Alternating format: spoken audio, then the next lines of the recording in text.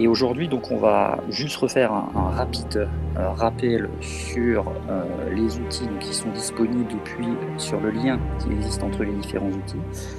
Et par la suite, on va partir plutôt sur Google Slide, qui est l'outil pour produire des présentations.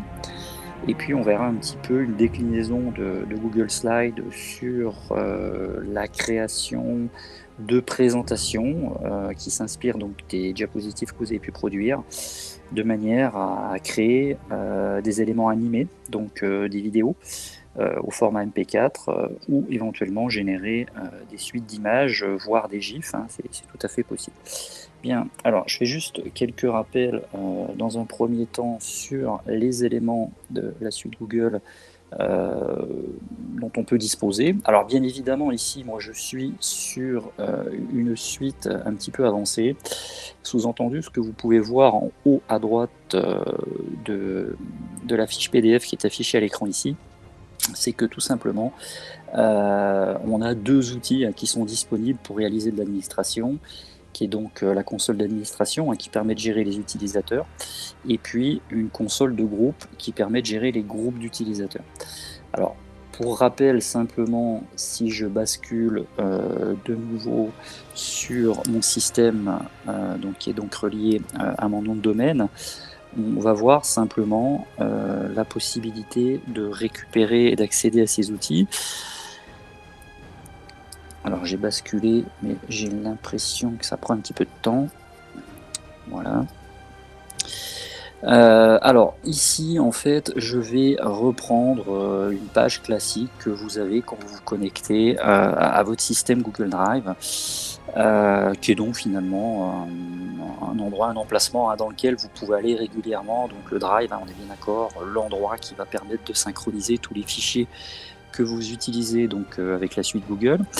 Et donc quel que soit l'emplacement dans lequel vous êtes, vous avez toujours en haut à droite de l'écran un menu qu'on appelle waffle en anglais, qui ressemble finalement à une petite gaufre. Et si on clique sur cette petite gaufre, tout simplement, eh bien, on va constater que l'on a le menu déroulant qui apparaît, dans lequel on va donc trouver les différents outils de la suite Google. Alors bien évidemment, si je fais le lien par rapport aux outils dont je viens de vous parler, qui sont des outils d'administration, on sait très bien qu'on va les trouver. Donc ici, voilà, j'ai l'outil d'administration qui va me permettre de gérer les utilisateurs, par exemple. Et puis ici, j'ai l'outil qui va me permettre de gérer les groupes. Bien. Donc ça, c'est pour faire le lien entre les différents outils sur lesquels je vais faire quelques rappels, et puis leur emplacement finalement dans la suite. Alors je reviens juste sur mon document dans lequel j'ai présenté un certain nombre d'outils. Alors l'idée c'est que si demain vous souhaitez mettre en œuvre cette suite Google à partir d'usages plutôt orientés éducation, puisqu'on est quand même ici dans des usages assez éducation, moi ce que je vous conseille de faire, c'est d'essayer d'avoir la progression qui est la suivante. C'est de démarrer dans un premier temps par, on va dire, la maîtrise ou la connaissance du fonctionnement du calendrier, qui va vous permettre de pouvoir positionner des visioconférences, par exemple, ou des rendez-vous, des meetings avec vos collègues. Alors, sous-entendu, dans une dimension éducation, on va plutôt être sur des rendez-vous éventuellement entre enseignants, ou éventuellement l'animation de classe à distance, donc à travers les visioconférences. Donc l'idée, c'est de pouvoir maîtriser quand même l'outil calendrier, qui va vous permettre par la suite de pouvoir avoir des déclinaisons. Et donc en l'occurrence, une fois que je maîtrise le calendrier, une fois que je sais positionner des visioconférences dans mon agenda, eh bien je vais être capable d'utiliser Meet, qui est le deuxième outil qui est en lien avec le calendrier. Et Meet, c'est l'outil par excellence ici qui va nous permettre de réaliser nos visioconférences. Nous sommes aujourd'hui en train d'utiliser Meet. Alors je peux faire un tout petit rappel de Meet tout simplement, bien évidemment. Je vais me positionner sur ma console Meet dans laquelle ici je peux manager bien évidemment l'ensemble de ma présentation. Alors je fais quelques rappels rapides, mais si vous descendez en bas à droite de votre écran, vous allez trouver la possibilité d'activer en temps réel le tableau blanc, qui est une fonctionnalité qui vient d'arriver depuis une semaine en fait sur les différents systèmes auprès des clients. Donc le tableau blanc, c'est quoi? C'est finalement la possibilité d'ouvrir un tableau blanc à travers le meeting que vous êtes en train d'animer, et puis bien évidemment de pouvoir le partager, de le rendre collaboratif, et donc de pouvoir venir écrire à plusieurs. On a donc la gestion de l'enregistrement, ça va de soi. On a également le floutage de l'arrière-plan, parce que si vous activez votre caméra, vous pouvez flouter l'arrière-plan qui est derrière vous. Donc ça, c'est assez pratique. Vous pouvez activer les sous-titres. Et puis, on a également le panneau de paramètres qui est tout en bas, qui va vous permettre de régler un certain nombre de choses sur le déroulement du meeting. Alors, en l'occurrence, ici, on voit que moi, de mon côté, j'ai désactivé, par exemple, le fait que les participants puissent partager leur écran. Donc ça peut être une disposition que vous pouvez mettre en œuvre de manière à ne pas avoir des partages d'écran intempestifs. Admettons que vous êtes en train d'animer un cours, je pense que c'est assez pratique dans un premier temps que de dire aux participants, écoutez, ne partagez pas votre écran, vous les partagerez éventuellement quand je vous donnerai la main pour les partager. Je peux également restreindre bien évidemment l'envoi de messages sur le chat. Donc ça, c'est intéressant aussi, hein, si vous ne voulez pas être parasité en début de cours sur tout un tas de questions, de remarques ou de petites choses un peu anecdotiques qui peuvent s'écrire lors des meetings, lors des visioconférences, lors des cours en ligne avec vos différents élèves, le mieux c'est de désactiver les options du chat. Et puis après, il y a une autre option ici en haut qui va permettre aussi d'avoir des accès rapides au meeting. En l'occurrence, ici, je garde cette option activée, ce qui me permet aussi de pouvoir filtrer les différentes entrées et d'accepter dans mon cours, entre guillemets, les différents participants. On a deux autres éléments qui concernent la vidéo et qui concernent l'audio. Ce sont juste des éléments pour bien vérifier le fonctionnement de votre système, si la carte son et si le système de webcam est bien fonctionnel. Et puis vous avez un deuxième élément qui est donc le partage d'écran en lui-même, qui pour moi ici est lancé. Donc évidemment, si je l'arrête, on va perdre la présentation, mais on a possibilité de partager l'écran de manière complète, bien évidemment. Donc votre bureau, ce que je suis en train de faire, le bureau, vous pouvez le partager de manière totale, ou vous pouvez choisir des fenêtres uniques que vous allez afficher à l'écran. Bien, donc ça, ce sont quelques petits éléments, bien évidemment, de rappel. Vous trouverez en haut ici sur l'outil Meet donc la liste des participants, d'accord ? Donc en fait ici je peux afficher à tout moment la liste des participants et puis j'ai des actions sur les participants parce que je peux activer ou désactiver leur micro et donc je peux éventuellement fermer des micros si ceux-ci étaient ouverts. Et puis j'ai d'autres possibilités comme la possibilité de supprimer quelqu'un du meeting, de la visioconférence, donc du cours, ou éventuellement épingler bien évidemment des participants de manière à les retrouver plus facilement, tout simplement. Voilà, donc ça c'est quelques rappels, et puis bien évidemment il y a le chat qui bien évidemment est ouvert et dans lequel vous pouvez écrire des messages, poser des questions bien évidemment sans souci. Bien. Alors, donc on est parti sur le calendrier, donc Meet c'est vraiment l'outil qui est en lien avec le calendrier, et Meet, on le rappelle, pour la petite histoire, c'est que dans Meet, vous avez finalement deux possibilités en termes d'invitation, c'est-à-dire que vous avez le lien traditionnel qui va fournir finalement une succession de caractères ici que je vais surligner. Donc ça c'est le lien traditionnel que j'envoie à mes participants, et à partir du moment où mes participants cliquent sur ce lien, ils vont se joindre automatiquement à votre cours, à votre visio.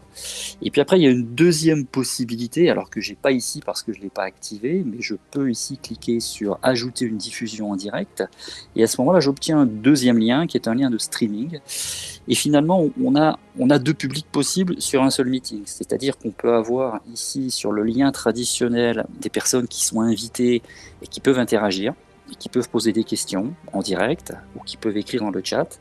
Et puis on a un autre lien qui est le streaming, et celui-ci, bien évidemment, limite un peu plus l'interaction. Et finalement, ici, on n'aura qu'un public qui regardera l'événement, mais qui ne pourra pas forcément interagir directement. Donc finalement, vous avez deux niveaux de diffusion sur un meeting. Donc ça, c'est assez sympathique puisque suivant les droits d'accès que vous allez fixer à vos participants, eh bien, vous allez pouvoir donner un peu plus à certains par rapport à d'autres. Mais ça va dépendre de leur statut éventuellement. Et donc, pour le coup, on peut gérer finalement deux types de publics en direct sur un meeting. Donc ça, c'est assez pratique. Et finalement, c'est tout en un ici, il n'y a pas de questions à se poser. À partir du moment où on va venir paramétrer le meeting, on pourra activer ou supprimer la diffusion en direct, ce qui va nous permettre finalement d'avoir des statuts un petit peu différents du statut traditionnel. Bien, alors si je continue un petit peu cette présentation de mes différents outils, on a bien compris l'utilité de Meet, hein. Alors l'utilité de Meet aussi, c'est de pouvoir enregistrer finalement les cours que vous donnez. Alors certes, bien évidemment, quand vous enregistrez un cours, il faut pouvoir récupérer l'autorisation auprès de tous les participants, ça va de soi. L'intérêt quand même de la chose, c'est que ça vous permet de faire de la rediffusion et donc de la vidéo de rattrapage. Et sous-entendu du cours de rattrapage. Donc ça peut être intéressant dans plein de cas, parce que vous pouvez tout à fait être amené à faire un cours avec des élèves qui ne sont pas forcément présents et qui ont la possibilité à un moment donné d'accéder à l'enregistrement. Donc ça, c'est assez pratique. Et donc, si on utilise cette fonctionnalité d'enregistrement, eh bien, qu'est-ce qui se passe? De manière assez simple, en fait, je fais quelques rappels ici, encore une fois, eh bien, Meet prend le soin de positionner l'enregistrement pour vous dans votre Drive, puisque c'est vous l'organisateur, donc vous êtes le propriétaire de l'enregistrement. Et donc, il va vous le positionner directement dans votre Drive, dans un dossier qui est créé automatiquement, qui s'appelle Meet Recordings, qui n'est pas présent à partir du moment où vous n'avez jamais lancé d'enregistrement, mais qui va se créer automatiquement au premier enregistrement. Et puis, à partir de là, tous les enregistrements que vous allez réaliser par la suite vont venir se positionner les uns derrière les autres. Et donc, sans aucune de votre part, à partir du moment où vous fermez votre meeting sur lequel vous avez lancé un enregistrement, eh bien, celui-ci va se positionner automatiquement dans votre Drive. Il va remonter automatiquement dans votre Drive. Vous aurez un format MP4. Donc c'est assez sympathique dans le sens où on a des taux de compression qui sont relativement intéressants. Si on prend un petit exemple des taux de compression qu'on peut obtenir, sur des meetings qui durent un peu plus d'une heure, vous voyez, on est à 260 mégas. Donc c'est des dimensions qui sont relativement supportables, même en termes d'échange, et en termes de téléchargement qui ne posent pas vraiment de problème. Donc c'est relativement léger et c'est assez pratique à transporter ou du moins à diffuser. Alors évidemment, on peut tout à fait, et ça on le rappellera tout à l'heure, sur les enregistrements qui sont effectués, on peut tout à fait rajouter du sous-titrage encore une fois, si c'est nécessaire. Et on le verra tout à l'heure éventuellement, si on a un petit peu de temps. Et puis aussi, ce qu'il faut se dire, c'est que les enregistrements que vous faites ici, vous pouvez les rediffuser à tout moment sur des meetings, c'est-à-dire que vous pouvez réutiliser ces vidéos-là, voire en diffuser des petits morceaux. Alors, à la limite, vous pouvez les découper.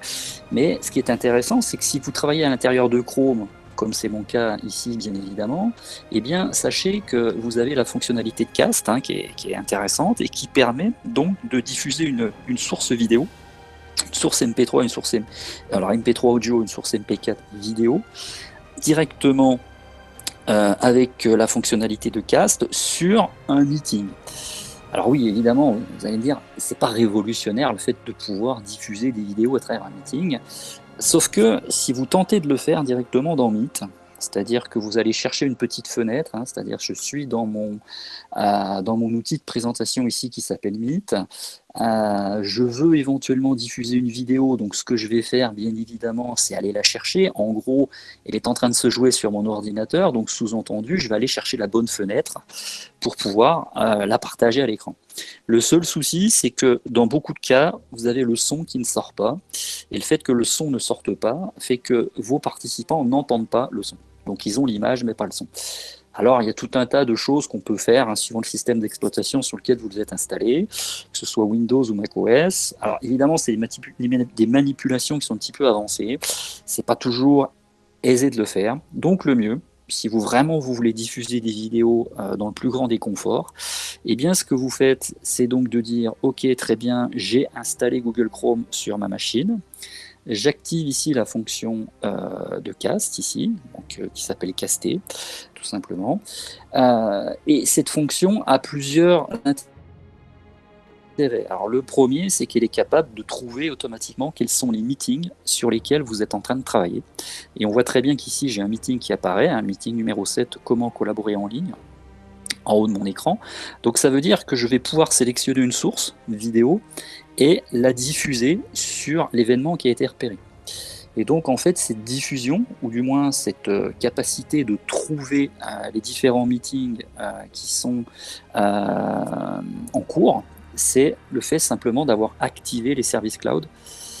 Et donc, pour le coup, Meet va pouvoir finalement parcourir votre agenda et trouver les différents événements qui sont en train de se dérouler, et donc de pouvoir synchroniser la fonction de diffusion, ici, Cast, avec le meeting en question. Alors après, évidemment, vous allez choisir votre source. Donc je vais caster le fichier, donc je vais aller prendre un fichier vidéo, à droite ou à gauche, peu importe. En l'occurrence, je peux prendre un fichier vidéo ici. Voilà. Et puis à partir du moment où j'ai choisi mon fichier vidéo, je vais aller lui dire de le diffuser sur le meeting sur lequel je suis. Et ce qui va se passer, c'est que vous allez avoir une fenêtre qui va s'ouvrir dans votre meeting et qui va consister qui va permettre de voir le déroulement, la vidéo en elle-même, et d'avoir le son. Donc ça, c'est assez facile à faire. Il n'y a pas de manipulation particulière, et donc pour le coup, tout le monde peut y arriver. Par contre, bien évidemment, vous devez vous équiper du navigateur Chrome sur votre machine. Bien. Alors ça, c'était une petite remarque, encore une fois. Donc ici, vous voyez, c'est pour ça que dans mon schéma, j'ai mis en lien Chrome avec Meet, hein, parce que en fait, Chrome, c'est finalement le bon complément à Meet dans la diffusion des différentes vidéos, et puis également, bien évidemment, en tant que navigateur, ça va de soi. Alors, qu'est-ce qui se passe ensuite si je descends un tout petit peu sur mon document pour accélérer un petit peu les choses? Eh bien, à partir du moment où on sait utiliser Meet, le calendrier, et qu'on a compris l'utilité de Google Chrome, eh bien, on peut s'attaquer à Google Classroom ou éventuellement à Google Chat. Alors, Google Classroom, c'est l'élément qui est représenté par le petit tableau entouré de jaune ici. Cet outil va donc vous permettre de gérer vos classes, donc de créer des classes. Donc ça, c'est assez intéressant. Cet outil, à partir du moment où vous créez des classes, va vous créer des canaux de diffusion directement avec Meet. C'est pour ça que cet outil est en relation directe avec Meet, puisque dans Google Classroom, vous avez directement des adresses de diffusion Meet qui sont uniques et qui sont rattachées à chacune de vos classes. Donc ça, c'est le lien qui existe avec Meet au niveau de Google Classroom. Et puis Google Classroom, lui, bien évidemment, a plusieurs autres liens. Le fait de pouvoir gérer tout ce qui est assignment, les assignments aujourd'hui, c'est la gestion des devoirs. Donc à travers la gestion des devoirs, on peut donc gérer les différentes notes, les différents commentaires, les différentes remarques, les différents quiz potentiels que l'on peut déployer à travers une classe, les différents devoirs sur lesquels on va noter, voire éventuellement d'autres sujets de conversation qui vont constituer le fil d'actualité, le flux d'actualité de Google Classroom. Et donc, bien évidemment, si je descends tout en bas, en lien avec l'assignment, c'est donc ma petite ardoise ici, avec ma petite feuille bleue sur laquelle je coche un certain nombre de choses. Si je descends tout en bas, on repère l'élément qui s'appelle Google Forms. Et donc, bien évidemment, quand on parle de quiz ou de devoirs à travers les différents éléments, les différents assignments, eh bien forcément, on va tomber sur Forms, qui est donc l'outil qui va vous permettre de pouvoir créer les différents devoirs en question avec les notes, bien évidemment, puisque dans Google Forms, vous avez deux options, l'option sans barème et puis l'option avec barème sur les formulaires. Et sachez que si vous utilisez Google Forms, alors quand dans votre classe, vous avez des machines, des Chromebox ou des Chromebooks, eh bien, à partir de là, vous avez la possibilité aussi de bloquer vos utilisateurs uniquement sur la fenêtre du formulaire en question ou du devoir en question, et donc de les limiter sur les usages d'autres fenêtres à travers lesquelles vos élèves pourraient aller chercher du contenu, de l'aide ou des solutions. Donc vous avez la possibilité de brider également vos utilisateurs dans des fonctions de devoir en vous basant sur Chrome OS, qui est disponible bien évidemment sur les Chromebooks et sur les Chromebox. Bien, alors si je remonte un tout petit peu dans ma hiérarchie, je remonte sur ici Google Classroom qui est au centre. Meet, on l'a vu, il est en haut. Et cette fois-ci, je vais à droite avec le petit arrobase ici sur du vert. Eh bien, c'est Google Chat. Et donc Google Chat ici, c'est l'outil qui va vous permettre de pouvoir gérer des canaux de discussion, donc des discussions avec une, deux, trois ou plusieurs personnes, bien évidemment. Donc ce sont juste des discussions à travers du chat. Vous pouvez également avoir des discussions au niveau de vos classes, donc au niveau de room, donc de classes virtuelles. Et on peut tout à fait faire un lien finalement entre les classes virtuelles de chat et les classes que vous mettez en lien dans Google Classroom. Et moi, ce que je vous conseille, c'est de reproduire la hiérarchie que vous avez dans Google Classroom, de la reproduire dans le chat, de manière à pouvoir prolonger la discussion dans le chat en vous basant sur la même organisation, la même structuration que celle que vous avez mise en place sur Google Classroom, sachant que la fonctionnalité n'est pas automatique. On n'a pas une réplication de ce qu'il y a dans Google Classroom automatiquement dans le chat. Vous êtes obligé de recréer les classes à la main. Mais néanmoins, si vos usagers retrouvent la même structuration, la même manière, la même nomenclature en fait en termes d'appellation de vos classes, eh bien vos élèves dans le chat ne seront pas perdus puisqu'ils verront automatiquement la classe virtuelle dans laquelle ils peuvent se positionner et continuer à discuter en dehors de Google Classroom. Et donc, que ce soit chat ou que ce soit Google Classroom, eh bien évidemment, tous ces outils s'appuient sur le Drive. Le Drive étant capable, lui, de gérer, bien évidemment, tout ce qui est documents traditionnels, traitement de texte, tableur, diapositive, enregistrement, tableau blanc, site internet, et puis éventuellement tous les scripts que l'on peut déployer à travers donc, les outils Google. Bien, alors je vais venir simplement reprendre quelques éléments sur, notamment sur Slide, hein, par exemple, parce que tout ce que je vais dire sur Slide va être vrai sur Docs, va être vrai sur Sheets, et va être vrai sur d'autres outils. Alors pourquoi je veux me focaliser ici simplement sur Chat? Parce que en fait, sur Slide plutôt, parce que les slides, les diapositives en règle générale, dans le monde de l'éducation, ce sont quand même des éléments qui sont souvent utilisés pour réaliser les présentations. Et donc, admettons que j'ai pu commencer à construire ici une présentation sur mon cours, à découvrir la suite Google, eh bien, à ce moment-là, je peux tout à fait avoir le besoin, à un moment donné, de me dire, OK, ça c'est très bien, mais le problème, c'est que la diffusion, elle est manuelle, c'est-à-dire, en gros, il faut passer les slides une par une, il faut commenter, etc. Alors, je peux automatiser ça, entre guillemets, c'est-à-dire, je pourrais réaliser une belle vidéo, et puis me dire, ben voilà, très bien, je vais faire de mon cours, sous forme de diapositive, une vidéo dans laquelle je vais rajouter du commentaire, et à partir de là, je vais pouvoir mettre à disposition cette vidéo, voire éventuellement la diffuser à travers un cours, pourquoi pas, c'est tout à fait possible, puisqu'on a vu que c'était réalisable avec Meet.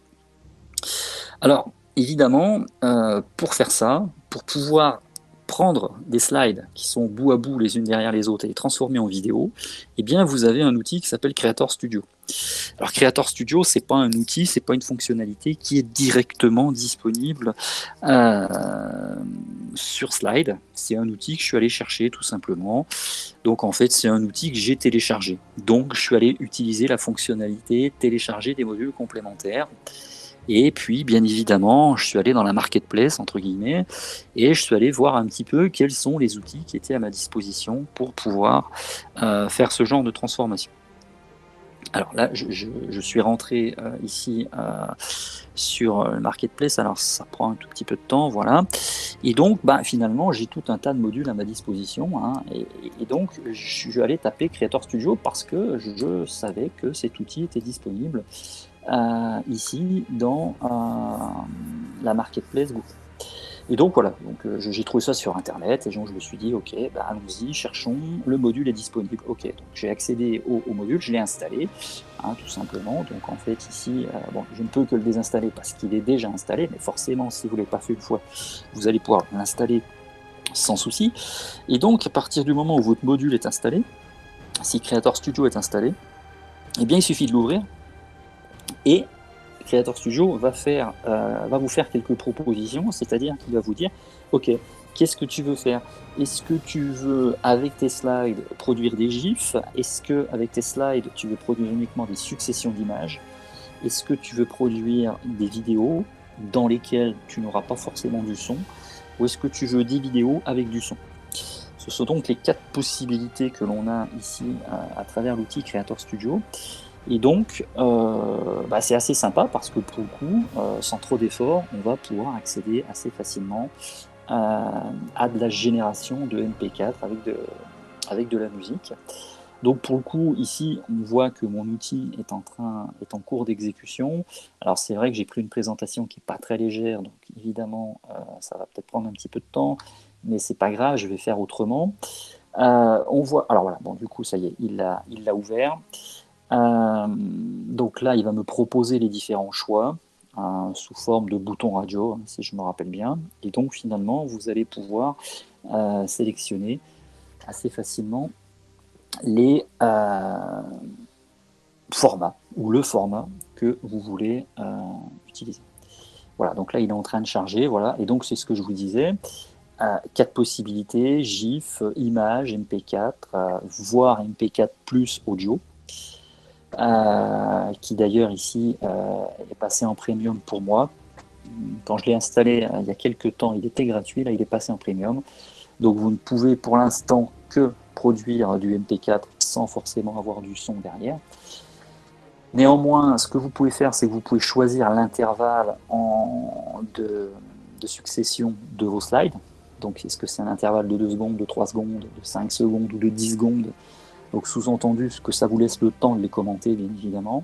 Et quelle est la qualité vidéo que vous voulez produire, parce que vous pouvez avoir des qualités à basse résolution ou haute résolution, ce qui va bien évidemment modifier le poids de votre vidéo.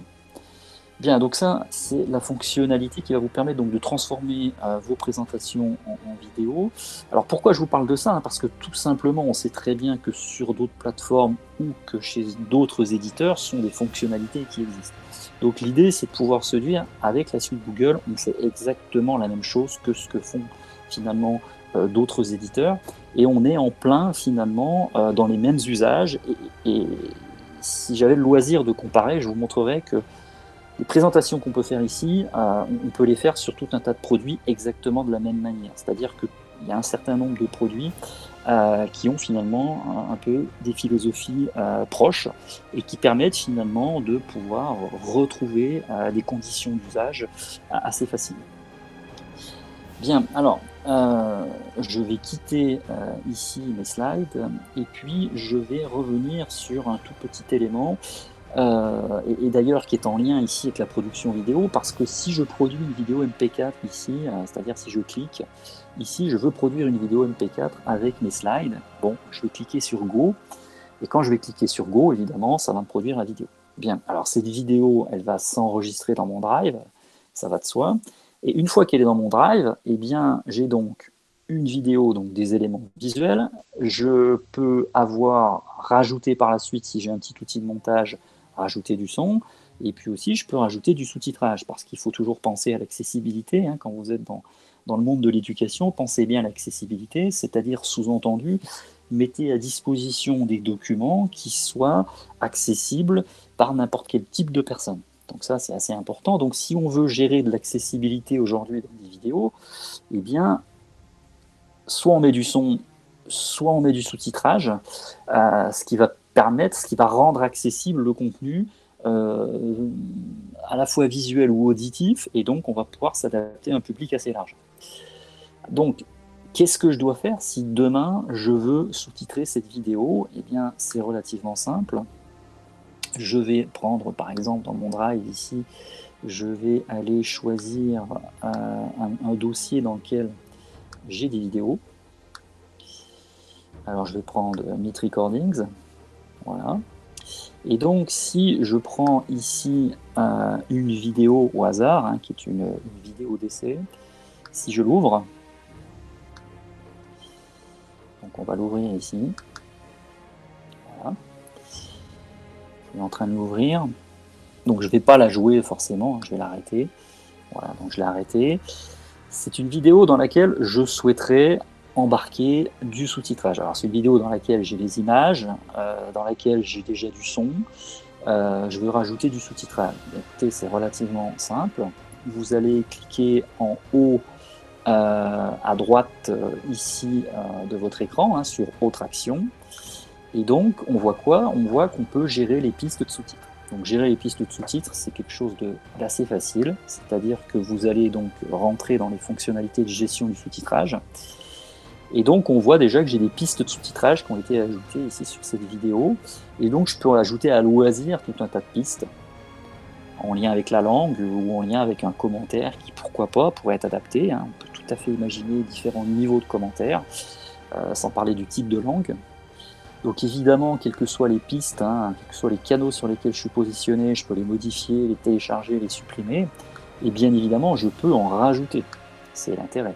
Donc je peux en rajouter à loisir.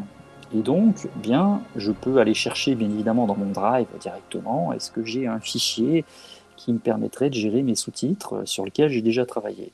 Bien, semble-t-il, ici, j'ai rien, mais je vais aller chercher sur ma machine, ici, un fichier de sous-titrage. Alors, je vais prendre celui-ci, transcript. Je vais prendre du transcript en français, par exemple, ici, voilà. Toc. Et automatiquement, ici, eh bien, on a la possibilité de pouvoir modifier. Alors, on peut choisir le fichier, bien évidemment, hein, s'il y a eu un souci au niveau du choix. Donc, le nom du fichier, OK. Je peux mettre un nom de piste. Bon, bah ici, transcript. Voilà. Je peux choisir une langue, donc préciser quelle est la langue qui a été intégrée dans le fichier de transcript. Bon, je vais laisser en français.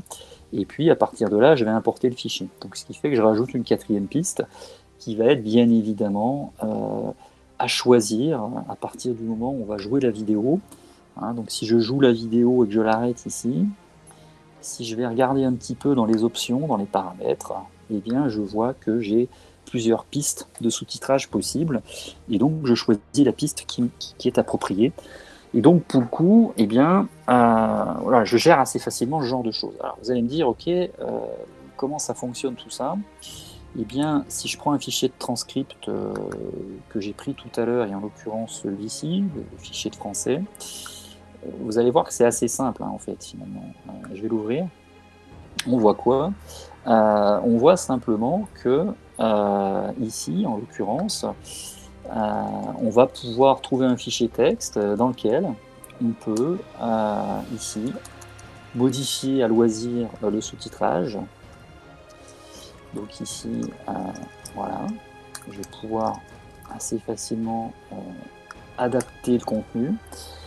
Et donc je vais pouvoir finalement rajouter, comme je le souhaite, alors c'est un petit travail manuel, hein, on est d'accord, hein, qui vous permet ici, alors j'ai des intervalles de 5 secondes, d'accord, donc je vais mettre des intervalles de 5 secondes, voilà, je peux même mettre des valeurs arrondies sans problème, donc ici je suis à 10, voilà, et puis là après je vais passer à 15, enfin 10, je vais passer à 15, etc.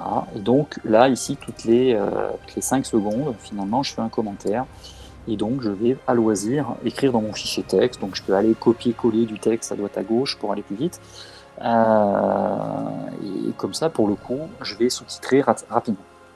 Voilà. Et une fois que c'est fait, ben, j'enregistre tout simplement. Hein. C'est juste un fichier texte tout basique. Et donc, c'est ce fichier texte que vous allez monter ici dans votre sous-titrage pour pouvoir l'adapter. Voilà, donc ça, c'est assez simple.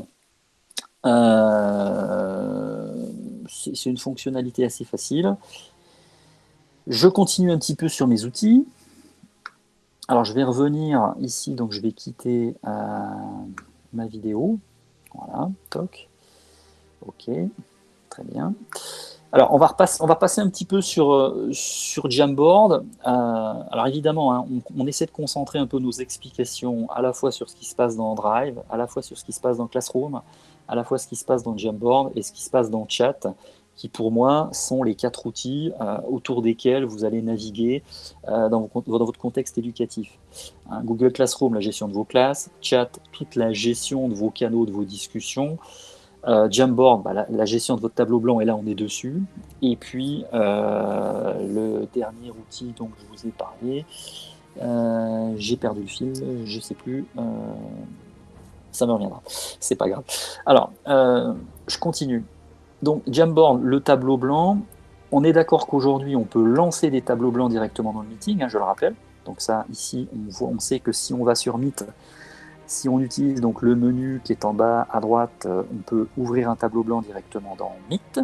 Donc si je partage un tableau blanc dans Meet, je peux tout à fait le faire. Hein. Ici, donc ouvrir un nouveau tableau blanc. Voilà, je vais faire ça, tac. Si j'ouvre un nouveau tableau blanc, eh bien celui-ci va vous être partagé. Et donc pour le coup, vous allez pouvoir éventuellement intervenir dessus. Alors, je ne vais pas aller jusqu'au bout, hein, mais on peut inviter des personnes dessus, on peut activer le lien de partage, etc. Bien.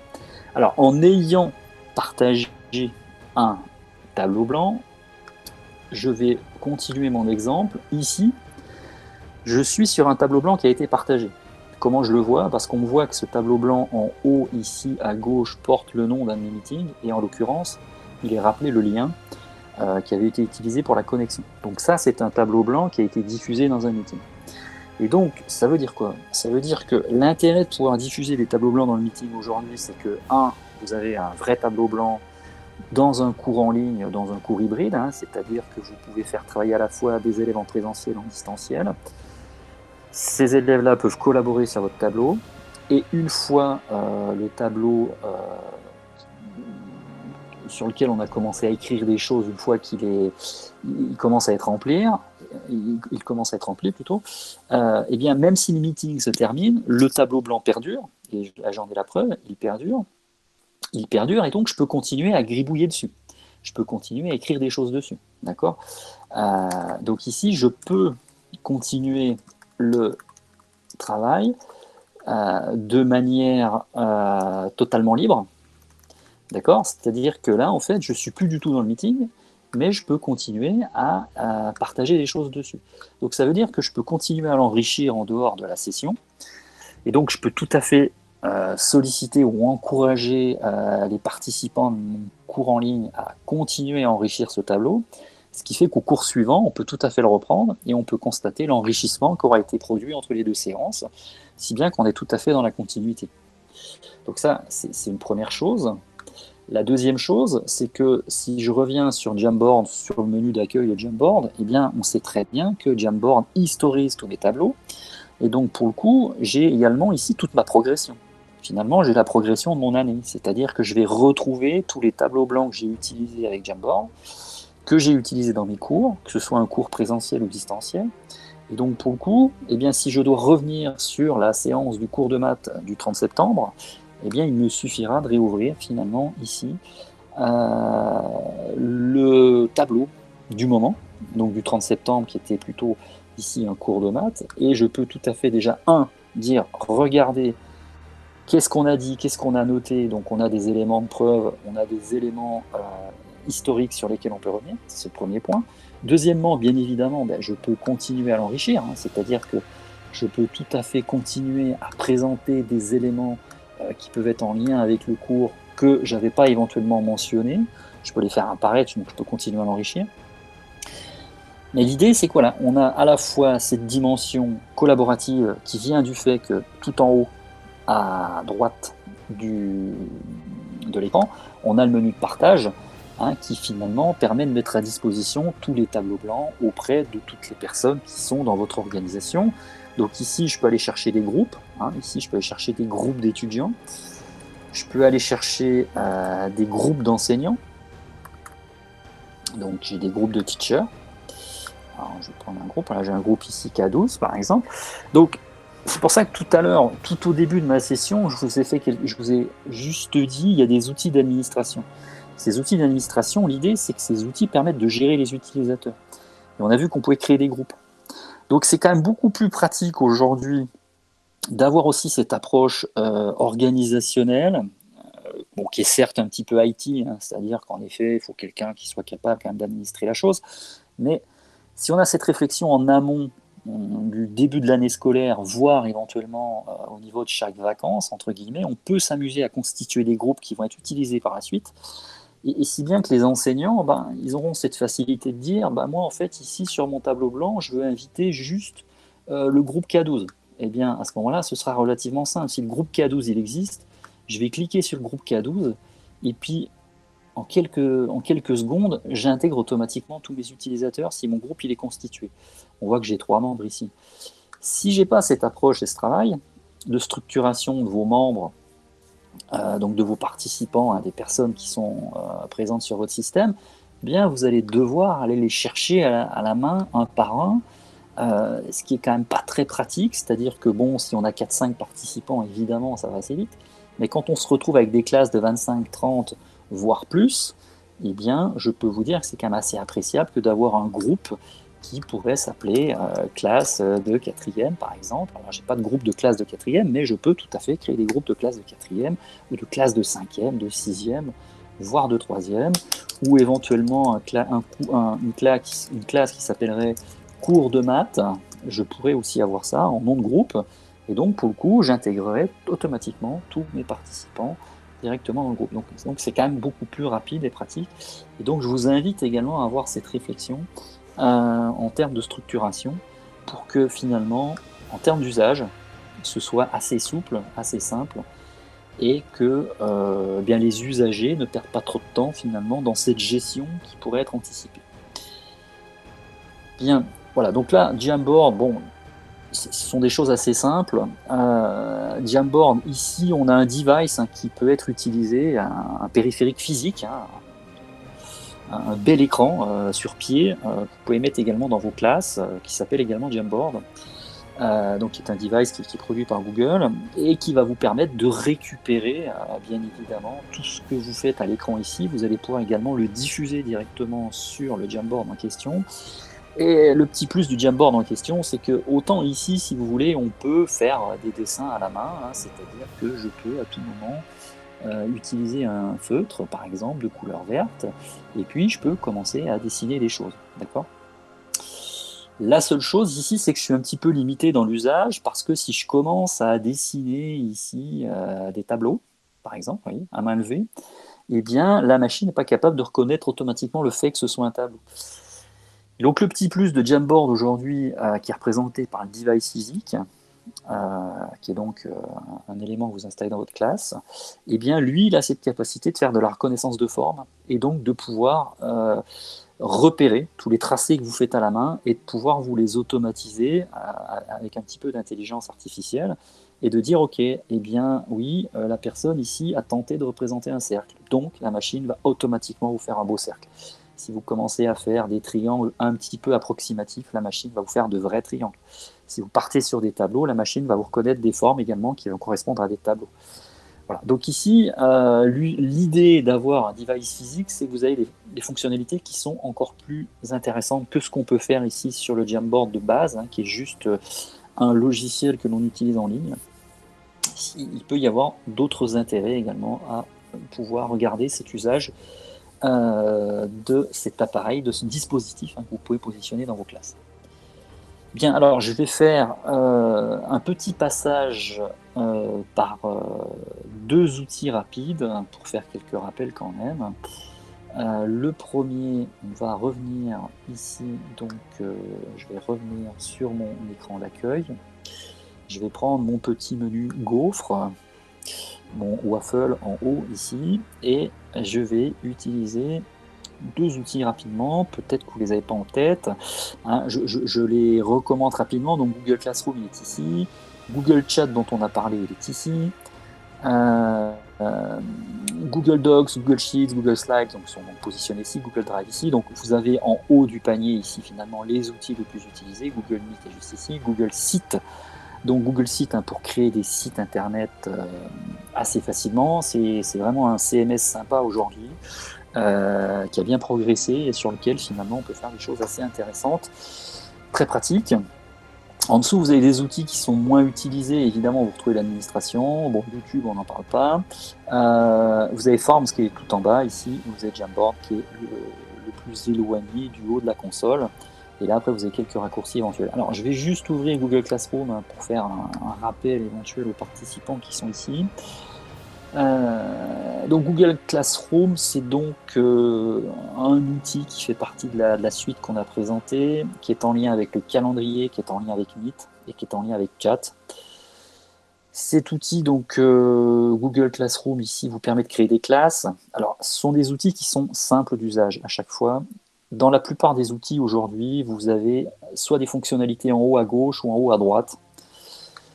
Ici, dans le cas de Google Classroom, si vous voulez créer un cours, donc une classe, c'est relativement simple. Vous cliquez sur plus, vous allez sur créer un cours, et à partir de là, vous allez pouvoir le nommer, vous allez pouvoir le détailler de manière succincte. Donc c'est assez simple. Et puis, une fois que c'est fait, eh bien, vous allez pouvoir accéder ici au cours que vous venez de créer. Donc là, j'ai un cours ici qui est la 4e PAV 1, par exemple. Sur ce cours, qu'est-ce qu'on repère ? On repère des choses qu'on a déjà dites. Première chose ici, vous avez un lien qui est donc un lien qui a été généré automatiquement pour Meet à partir de Google Classroom, c'est-à-dire que vous avez un lien unique ici. Ce lien unique va vous permettre finalement de gérer automatiquement toutes vos visioconférences par le biais de ce lien. Voilà, il est unique et on sait que c'est un lien sur lequel on va pouvoir retrouver des choses. Il suffit de diffuser un agenda par rapport à ce lien et on sait ce qui va s'y passer et on sait qu'on va pouvoir se connecter. On a également la possibilité donc d'embarquer des élèves dans un cours avec un code de cours. Alors le code de cours, c'est toujours le truc qui est sympathique parce que évidemment, vous créez votre petite classe ici, comme je l'ai fait, la 4e para, et puis vous avez une problématique, c'est gérer les participants à chaque fois. Alors les participants, c'est toujours le souci, et c'est ce que je disais tout à l'heure.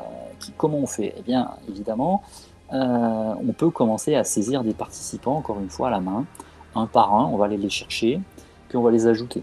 D'accord? Et on peut éventuellement se dire, bon, est-ce que je peux pas travailler avec des groupes? Ah si, je peux travailler avec des groupes, donc c'est sympa aussi. Donc cette notion de groupe, elle revient ici. C'est-à-dire que c'est fondamental que vous ayez des groupes aujourd'hui dans votre organisation pour aller plus vite. Mais si vous êtes sur un début d'année un petit peu incertain ou sur une séquence dans l'année où vous avez des élèves qui sont pas certains d'être présents parce qu'ils suivent peut-être d'autres options en même temps, eh bien, il n'est pas nécessaire d'inviter la liste en question que vous avez sous les yeux. Vous pouvez créer votre classe sans gérer les participants et puis dire à un moment donné, bien, ben moi, ce que je veux faire, ok, c'est que je vais diffuser le code. Le code, c'est quoi? C'est cette petite séquence ici de caractères, UMR, CB, QQ.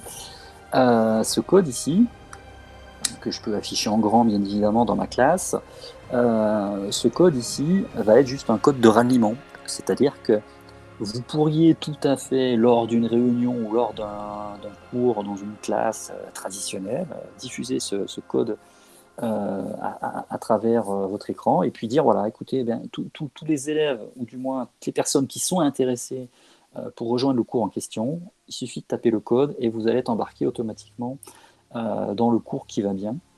Donc ça peut être un moyen un peu détourné que de créer des classes et pas de gérer les participants tout de suite, et puis donc d'envoyer ce code et de gérer, d'affiner peut-être les participants par la suite, sachant que le code, on est bien d'accord, c'est quelque chose qui se diffuse assez facilement et on peut inviter le copain ou la copine sans, sans forcément que ces personnes soient autorisées à rentrer dans le cours en question. Ce qui nécessite par la suite, au niveau du panneau des participants, un petit peu de filtrage et de voir un petit peu les gens qui sont rentrés ou sortis, de manière à vérifier si cette liste est bien correcte ou pas et si vous n'avez pas des intrus. Bien, alors, bon, Google Classroom, l'idée, donc, c'est d'avoir la création de classes, des flux de discussion, donc des flux d'informations qui vont s'afficher au fil du temps, donc au fil de l'eau. La gestion des devoirs, on l'a dit tout à l'heure ici, travaux et devoirs. Donc ici, c'est relativement simple. Toujours le bouton plus pour créer quelque chose. Si je veux créer un devoir, créer un questionnaire, créer des questions, éventuellement réutiliser des posts ou gérer des thèmes, créer des thèmes de discussion, ça, c'est super facile. Et puis, vous avez votre carnet de notes. Donc ça, c'est quand même assez intéressant parce que pour le coup, on n'a plus besoin d'avoir avec soi le petit carnet de notes qui va bien. On peut se dire, ok, moi j'ai un carnet de notes qui est en ligne sur lequel je vais retrouver mes devoirs et mes élèves. Bien. Donc ça, c'est pour la partie Classroom. Et si je bascule quelques instants sur Chat, pour faire un petit peu le parallèle entre Classroom et Chat. Donc Classroom, c'est vraiment la classe en elle-même. Les devoirs, les notes, les élèves qui sont dans la classe, les informations qui sont mises à leur disposition, les différentes activités, etc. C'est vraiment un travail de classe, c'est vraiment un groupe classe. Chat, c'est un petit peu différent parce que chat, c'est plutôt la notion de discussion, essentiellement, à travers deux types de canaux. On va dire, le premier type de canaux, c'est la conversation. Donc, typiquement, vous voulez avoir une discussion avec vos collègues, eh bien, vous pouvez tout à fait créer une discussion. Donc, je vais cliquer sur plus, en haut ici, et donc, je vais pouvoir créer une discussion assez facilement avec quelqu'un. Donc en fait ici, à partir du moment où je clique sur plus, je vais pouvoir nommer des participants à mon chat. Alors est-ce que je peux avoir Alan? Non, ici il faut que je saisisse oui, c'est bien ça, le nom de la personne du groupe. Bien, écoutez, j'ai pas de groupe qui arrive. Donc ici, de toute façon, donc voilà, c'est bon. Donc là, je peux prendre Ada, je peux prendre Alan. qui sont des groupes que j'ai déjà constitués. Je peux prendre, et là, je peux aller chercher également un autre Alan, qui est peut-être notre Alan Turing, qui est peut-être ici, je sais plus. Non, il ne sort pas. Bon, ben, je vais prendre Jean-Michel éventuellement, qui doit être par là aussi. Voilà, donc ici j'ai créé une conversation avec 4 personnes. Toc, donc je peux la créer. Et donc directement, qu'est-ce qui se passe quand j'ai une conversation qui vient de se créer? Eh bien, j'ai un fil de discussion qui apparaît en bas, sur lequel je peux commencer à écrire des choses, bien évidemment. Alors, qu'est-ce que j'ai de disponible là-dedans? Bon, les emojis, ça va de soi. Le fait d'importer des fichiers, on peut se partager des fichiers, ok. On peut aller chercher des fichiers dans le Drive. Et puis, on peut faire du meeting, bien évidemment. On peut faire de la visioconférence directement sur les conversations, sur les discussions qui sont ici. Ok, donc ça, c'est la première dimension. J'ai une dimension par discussion, par conversation. Et je suis juste en lien avec les personnes qui ont été nommées. Et puis il y a une deuxième approche qui est plutôt la dimension salon, qui est une dimension, on va dire, un peu plus large, qui est de dire, et d'ailleurs je l'ai fait ici, c'est de recréer, pourquoi pas, la structure que j'ai dans Classroom, et de retrouver exactement un groupe. Donc là, oui, je retrouve la 4e pavin. Et dans la 4e pavin, encore une fois, j'ai un fil historique ici, qui correspond à tout ce qui a pu être fait ou dit dans la 4e pavin. Donc ici, on peut avoir des choses qui ne sont pas forcément en lien avec les enseignements, qui peuvent déborder un petit peu. On voit par exemple que là, j'ai utilisé Poly, c'est-à-dire j'ai utilisé un petit bot qui me permet également de faire des sondages. Donc on a cette possibilité qu'on n'a pas dans Google Classroom, c'est d'intégrer des bots qui vont vous rendre des services. En l'occurrence, ici, le petit bot de sondage est très pratique puisque je peux, donc à travers chat, faire des sondages temps réel sur tout un tas de questionnements, donc évidemment dans le fonctionnement de ma classe ou de mon établissement. Mais plus que ça, je peux tout à fait animer ici des petits sondages qui peuvent se faire en direct pendant un cours. Et je peux avoir temps réel également la tendance de réponse par rapport à la question que j'ai posée. Donc ça, c'est peut-être un outil aussi de feedback assez intéressant parce que pour le coup, temps réel, vous allez avoir finalement une tendance qui se dessine. Et donc, admettons que vous soyez en train de travailler sur les équations du premier degré et que pour le coup, vous posez... Alors la question est un peu bateau ici, évidemment. Dire est-ce que vous avez compris ou pas compris, évidemment, c'est pas ce qu'il y a de plus judicieux, mais on pourrait tout à fait travailler avec un autre exemple. Et on pourrait dire, bien écoutez, on va faire un nouveau fil. Et puis, si je prends Poly, voilà, toc, et bien si je demande x plus 1, donc égale 0, avec x égale 3, merci de calculer y. D'accord ? Donc en gros, ici, voilà, je vais être obligé de faire le calcul. Et donc, quelle est la réponse? Eh bien, 3 plus 1 égale 4. Donc ça va faire 4. Donc la solution, ce sera 4. Donc est-ce que c'est 4? Est-ce que c'est éventuellement 5? Ou est-ce que c'est éventuellement 6? Voilà, donc je peux mettre plusieurs réponses possibles. Voilà, toc. Et je vais envoyer donc le petit sondage à Poly. Et pour le coup, eh bien, l'élève va devoir choisir quelle est la bonne réponse. Ok, alors bon, il peut tout à fait cliquer 5, par exemple, il peut cliquer 4, par exemple. Alors moi, évidemment, je ne peux jouer qu'une seule fois, donc je n'aurai qu'une solution possible, mais si évidemment j'ai d'autres participants, on va voir se cumuler les différentes réponses donc à l'intérieur du sondage. Bien, donc ça c'est chat, c'est cette possibilité donc d'animer des éléments en temps réel pendant une classe, pendant un meeting, pendant une visioconférence. Alors des bots, vous en avez tout un certain nombre. Je vais pas, on pourrait tout à fait s'amuser à parcourir encore une fois la marketplace des bots, mais vous allez vous rendre compte assez vite que le nombre de bots est assez important. On en a une centaine ici. Voire plus. Donc voilà, je pense que vous avez tout le loisir de trouver des fonctionnalités qui peuvent être intéressantes et qui peuvent être ajoutées ici automatiquement à vos forums, à vos éléments de discussion.